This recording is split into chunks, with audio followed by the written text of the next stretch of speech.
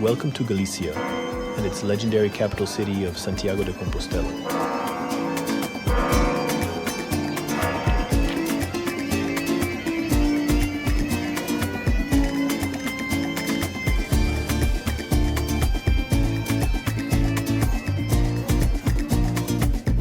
So we're going inside the cathedral and we're going to start with the tower.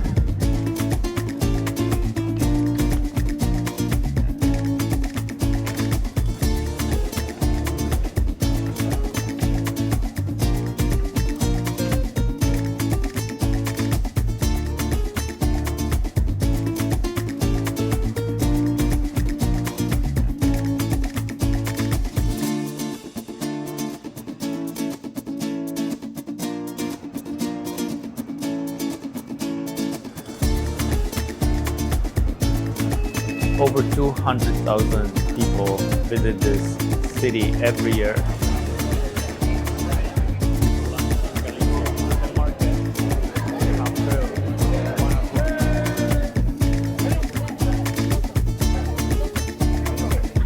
The seafood in Galicia is something incredible.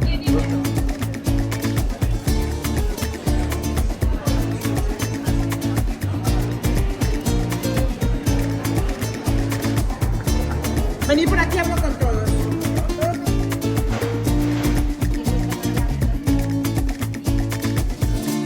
So if you're not coming here for the religious reasons, you can definitely come for the food.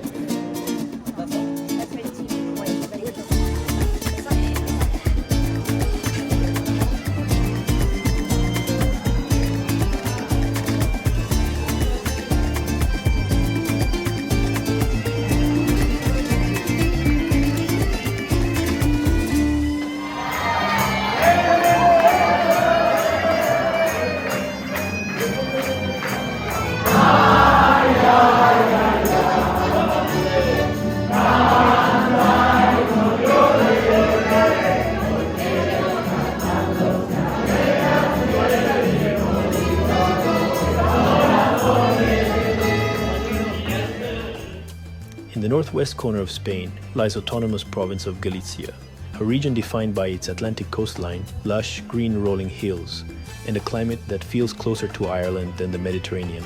It's quieter than other parts of Spain, deeply rooted in tradition and known for its strong Celtic influences, outstanding cuisine and seafood, and slower pace of life.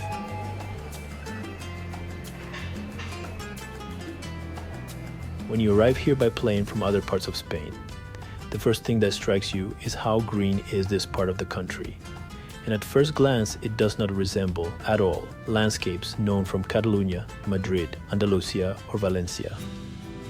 This land has always been a little different. In ancient times, long before modern Spain existed, this region was home to Celtic tribes. You can still feel echoes of that past today in the music, in the myths, in the deep connection to nature. People here speak Galician language. It is not a dialect of Spanish, but its own Romanic language, closely related to Portuguese. And maybe that's why Galicia feels the way it does, because this is not just another region of Spain. But here's something many travelers don't realize. There are actually two regions in Europe that share the name, Galicia.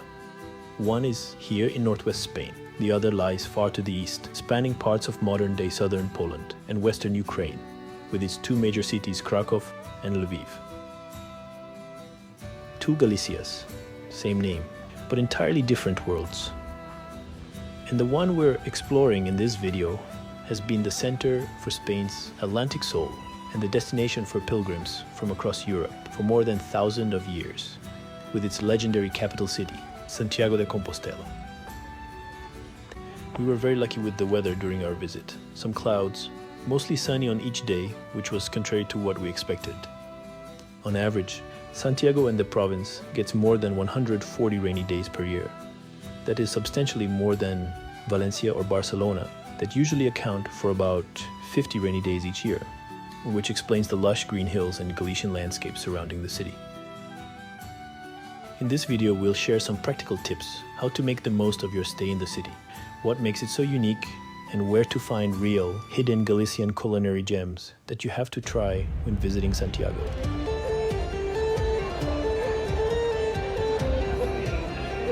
The best food in town.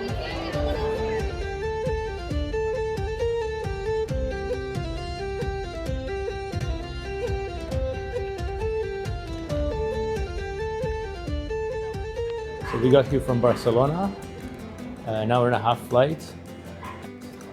And the airport in Santiago is quite relatively close to the center. It takes about 30-40 minutes by bus, and the bus is only €1, so it's very easily accessible.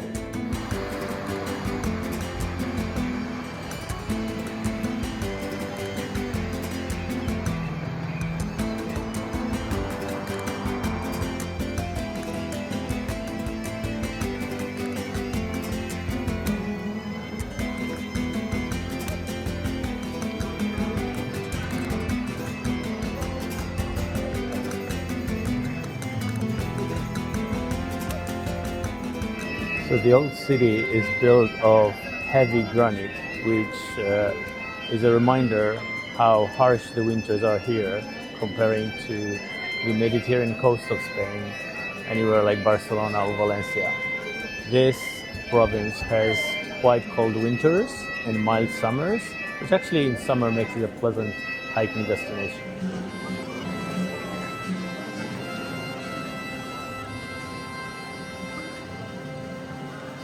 Santiago de Compostela is a relatively small but globally significant city, best known as the final stop of the Camino de Santiago. For centuries, pilgrims from all over the world have made their way here on foot, by bike, or even on horseback.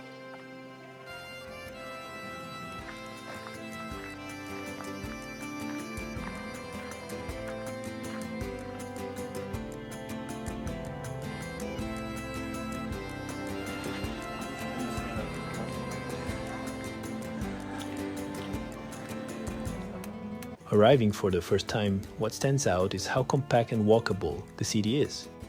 The historic center is a UNESCO World Heritage Site, filled with narrow stone streets, archways, and open squares that all seem to lead toward one focal point, the Santiago de Compostela Cathedral. Pilgrims travel here to visit the tomb of Santiago, known in English as Saint James, one of the 12 apostles and saint patron of Spain. For most travelers, though, the experience may feel a bit different, but still meaningful. You might not have walked hundreds of kilometers to get here, but you can still sense the significance of the place.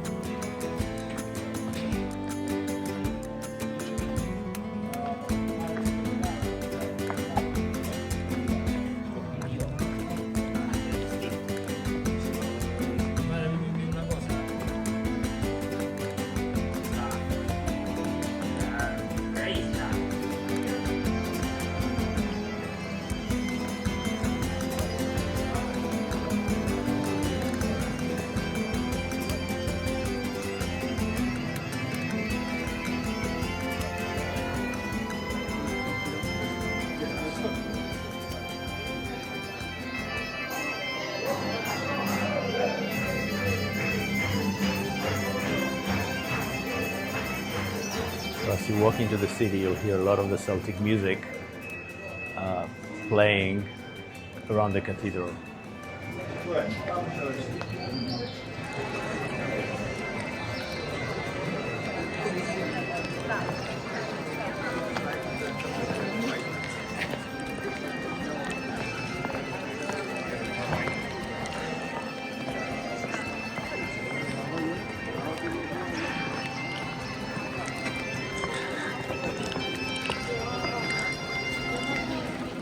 Celtic music in Galicia feels ancient, and that's because in many ways it is.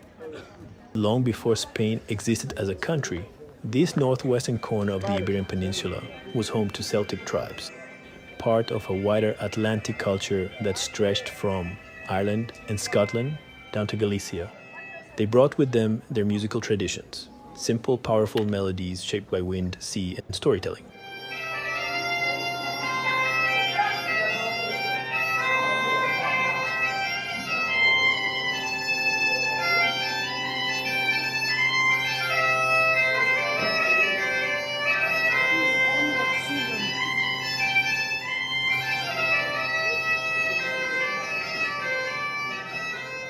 We are finally in Santiago de Compostela and we're going to visit the cathedral, book tickets for the rooftop and the tower.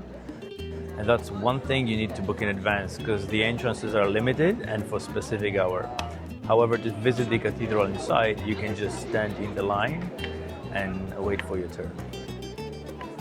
So this is the line to the cathedral. If you want to see inside and visit the grave of St. James, I recommend come early in the morning the way we did. If you want to skip the line, come right after breakfast. The cathedral doors open at 7 a.m. This is when you can freely enter the church itself for prayer, mass, or quiet visits. You can also book a guided tour at night. Next, we'll take you inside. But first, let's walk to the main square of Santiago.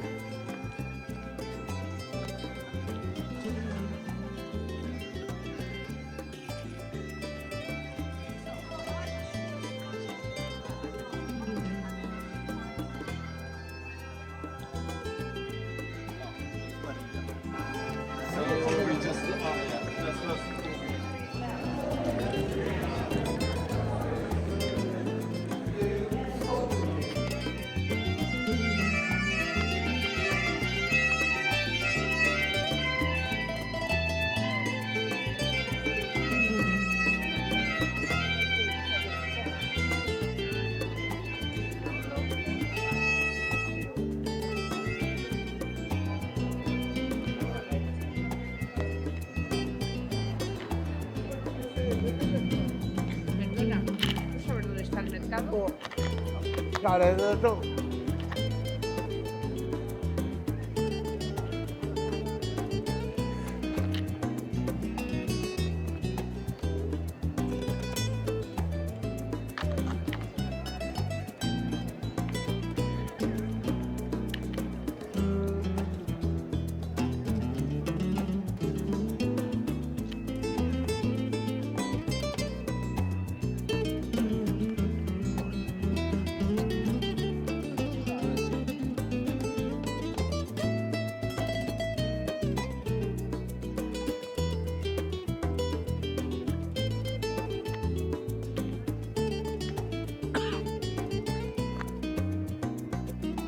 Welcome to Praça do Obradoiro, the historic heart of Santiago de Compostela, and the final destination of one of the most important journeys in European history.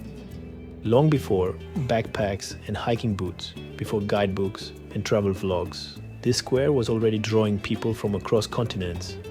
Back in the 9th century, a discovery changed everything. According to local tradition and tales, the remains of St. James the Great were found here, in what was then a remote corner of medieval Europe. Kings, peasants, and pilgrims began walking, sometimes for months, following what would become the legendary Camino de Santiago.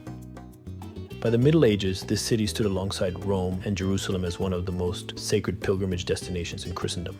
Today, each year, hundreds of thousands follow the Camino de Santiago, not only for religious reasons, but for reflection, hiking challenge, or simply the desire to slow down or explore Galicia, its unique countryside and culture.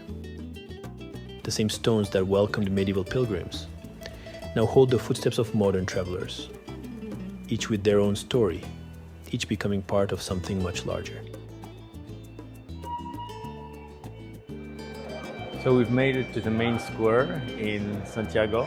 This is the destination for all the pilgrims walking from different parts of Europe every year through what is called Camino de Santiago to see the cathedral and the grave of St. James, Santiago, one of the apostles who's actually buried here and who is the saint patron of Spain. Over 200,000 people visit this city every year and walk from various parts, either Spain or Portugal or France, through many days to reach exactly here.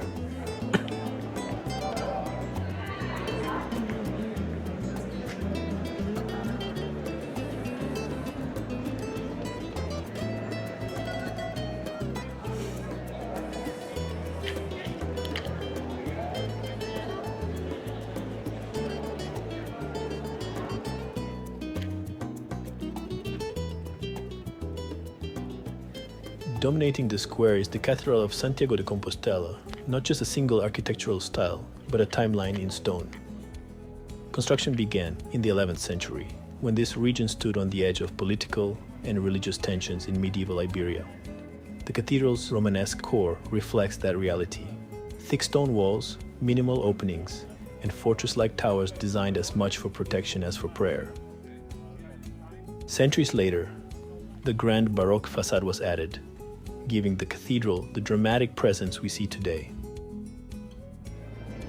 So we're going inside the cathedral and we're going to start with the tower and the rooftop to see the panoramic view of Santiago de Compostela and nearby Galicia. Let's go.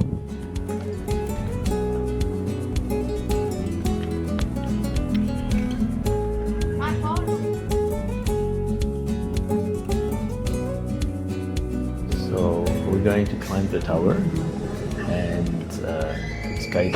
You get the headset to listen to the guide, to get all the information, and be prepared to walk up some really high stairs.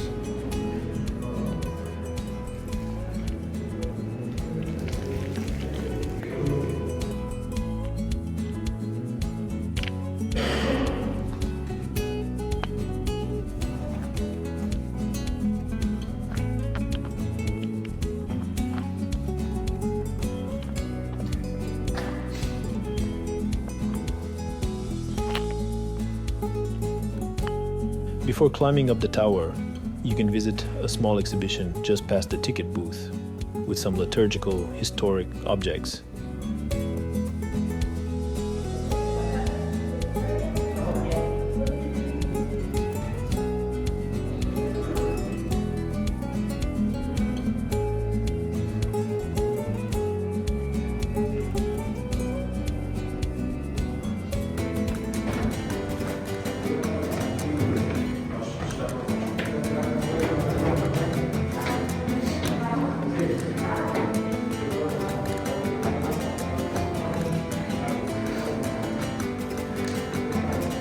Climbing narrow stone staircases, once smoothed by centuries of footsteps, we emerged onto the cathedral's upper terraces.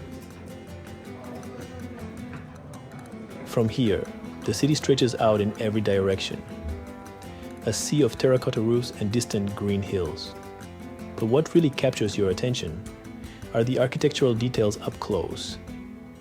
Medieval spires, domes, and defensive elements that hint at a lesser-known truth. The cathedral wasn't just a place of worship. In the Middle Ages, this sacred space also served as a fortress, protecting both relics and pilgrims in uncertain, turbulent times. In the 10th century, the pre-Romanesque church that stood here was reduced to ashes during the invasion of the Caliph of Cordoba. St. James's tomb and relics were left undisturbed. The gates and the bells were carried by local Christian captives to Cordoba and added to the Grand Mosque there. Construction of the present cathedral began in 1075 under the reign of Alfonso VI of Castile, and it was designed to serve both religious and defensive purposes.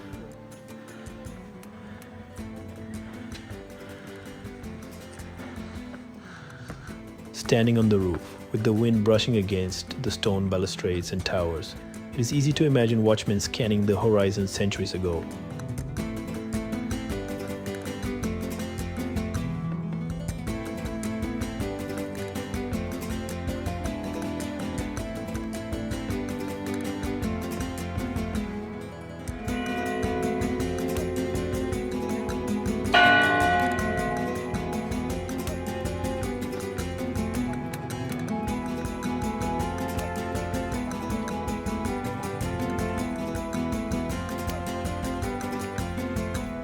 From the tower, you can see the panoramic view of the Obradoiro Square and the impressive Raxu Palace. Galician.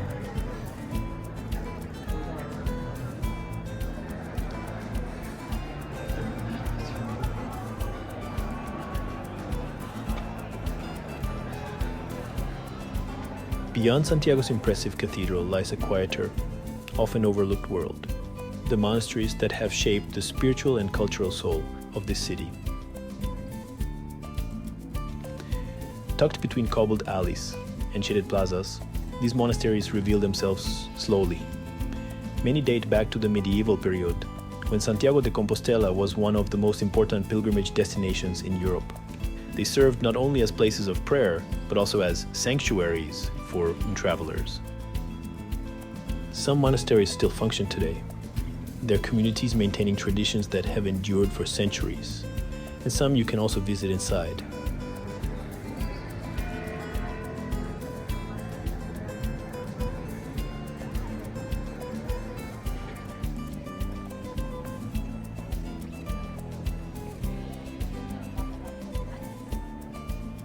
The Prateria Square on the other side of the cathedral takes its name from the silversmiths, who once worked nearby. It derives from the medieval Gremio de Plateros, the guild of silversmiths. In the past, pilgrims often came here to purchase goods or prepare offerings for the cathedral after completing their journey. Today, it remains a lively square, and traditional events such as a parade of giant-headed figures take place here on special occasions like the Feast of St. James.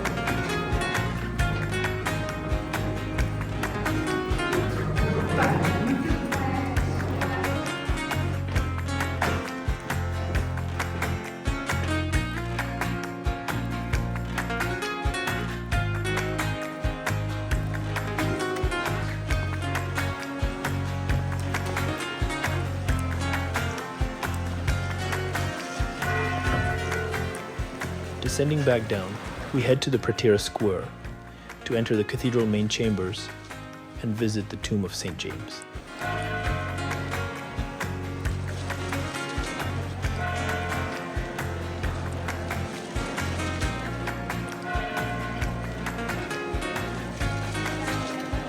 Inside, the atmosphere shifts completely. The air is cooler, quieter, heavy with history. Massive Romanesque arches rise overhead, later adorned with Gothic and Baroque flourishes, a visual timeline of evolving styles layered across centuries.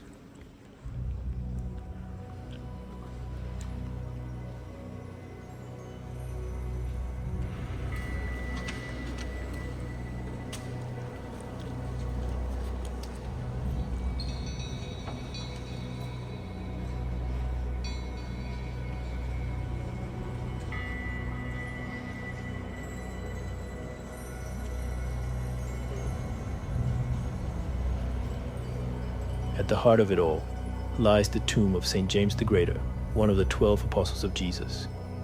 According to tradition and tales, his remains were brought here in the 9th century. According to legend, St. James preached the gospel in Hispania as well as in the Holy Land. And after his martyrdom at the hands of Herod, his followers carried his body by sea to Hispania, where they landed on the coast of Galicia, then carried it overland for burial at Santiago de Compostela.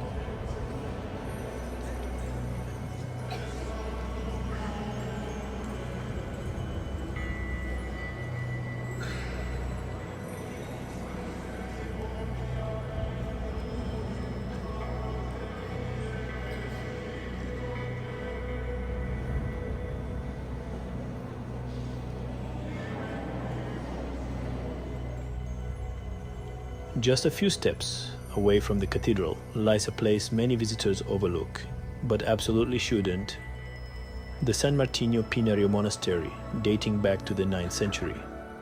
Walking through the cloister, you can almost hear the rhythm of monastic life that once defined this place. But today, the monastery offers also lodging and dining for travelers.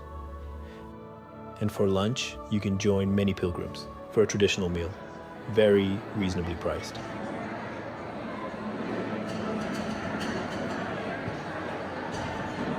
But to truly taste the gems of Galician cuisine, you need to head to the Mercado de Abastos, traditional outdoor market with plenty of small restaurants offering authentic Galician specialities. It offers a wide array of excellent food and restaurants, including some that have been recognized with a Michelin star.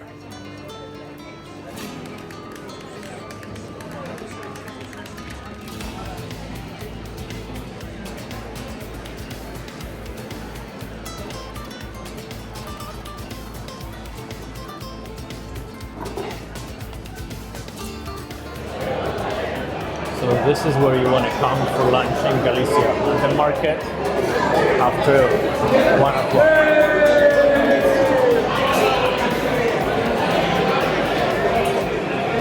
The best food in town and really fresh seafood.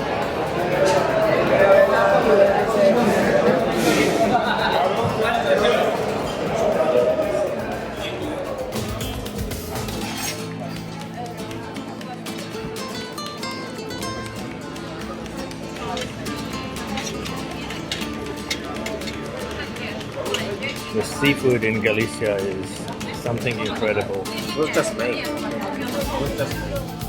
What makes octopus here special isn't just the taste, it's the history behind it. Octopus has been part of local cuisine for centuries, despite the region being more famous for its rugged coastline than deep-sea fishing traditions.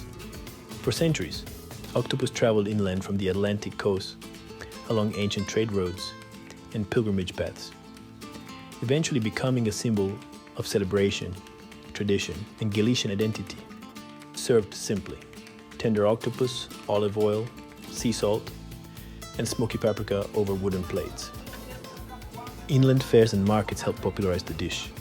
And of course, it's best paired with a glass of crisp Galician white wine, something local that cuts through the richness. If you really want to understand a city, start your day with its market. And in Santiago de Compostela, that means heading straight to the Mercado de Abastos in the early morning.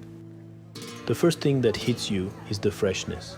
This isn't a market designed for tourists.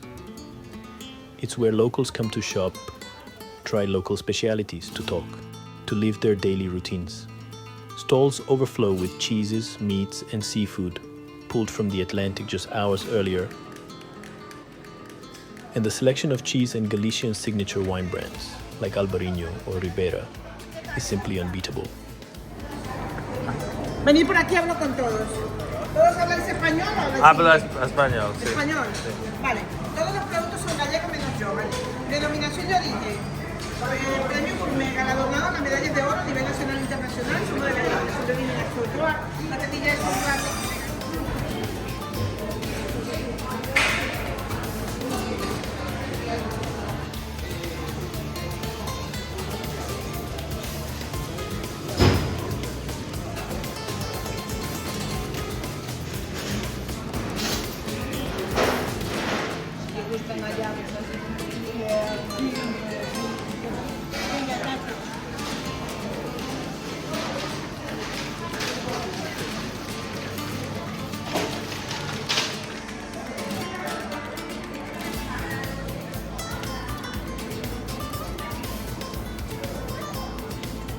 Walking through the pedestrianized core Old Town, you will find many outstanding local restaurants that will add to your travel experience some unforgettable flavors.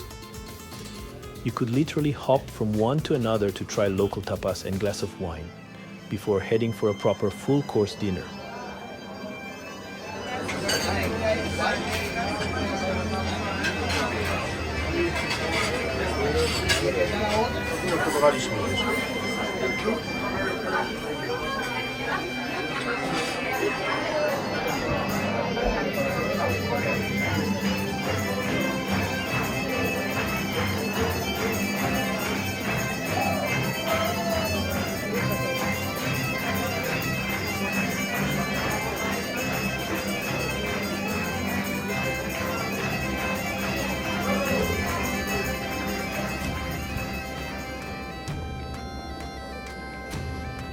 As you can see, the city is full of bars and restaurants. So if you're not coming here for the religious reasons, you can definitely come for the food. So we're going now to find what is supposed to be the best bakery, run by the monastery as well, to get the best tarta of Santiago to take with us back to Barcelona.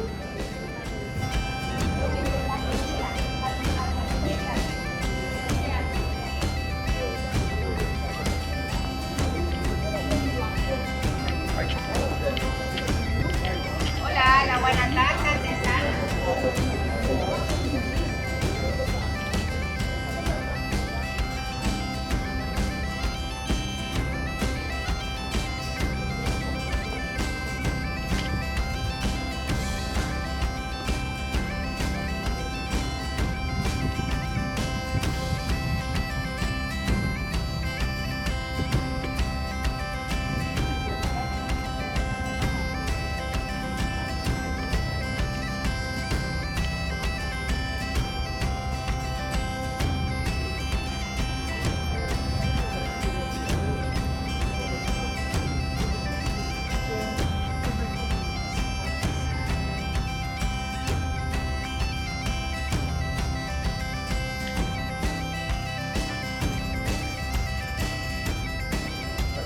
So not easy to find, and this is definitely not something that you would be able to spot yourself unless someone told you about it. So this is in a monastery, and the nuns are actually making it, and our local guide told us that this is the best tarta de Santiago that you can get in all of the city. So we're actually going to buy here in the monastery.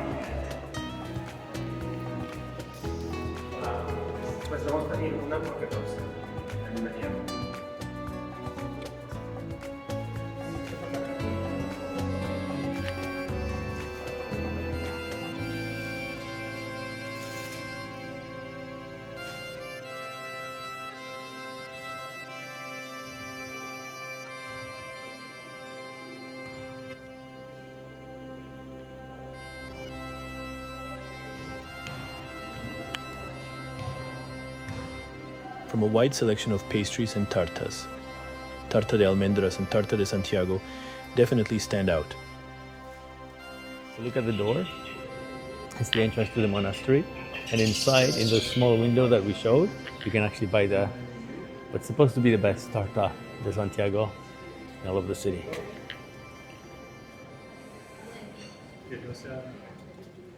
So this is the tarta de Santiago from the monastery, and we could not wait until we get back to Barcelona to try it. Let's see if it's really the best one in town.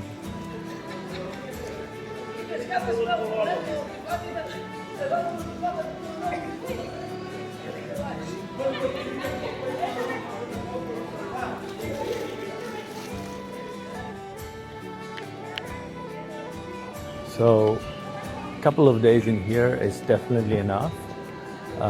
Maybe 1 or 2 nights even after the hiking through Galicia. But the city has enough to offer to fill your 2-3 days. So I highly recommend it to actually visit, and whether you're coming for hiking or just flying directly to Santiago to explore the old city.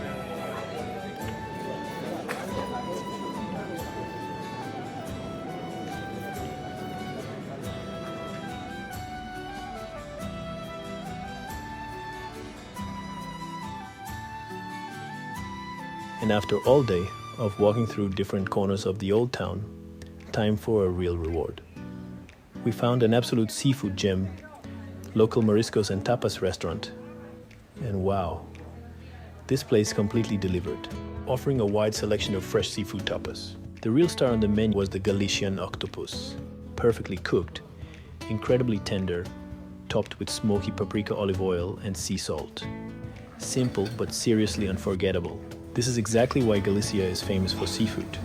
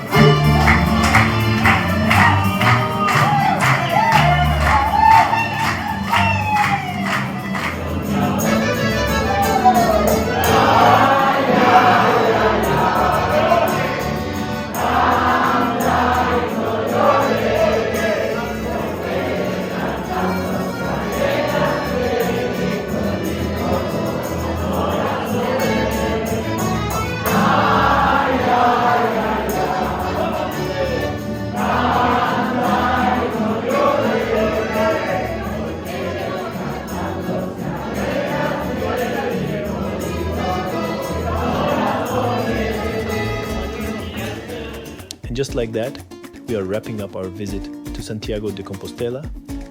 If you have any questions or comments, drop under the video below and subscribe to the channel to explore more of Spain or to see the next video, this time from another Galicia, the one on the other side of Europe.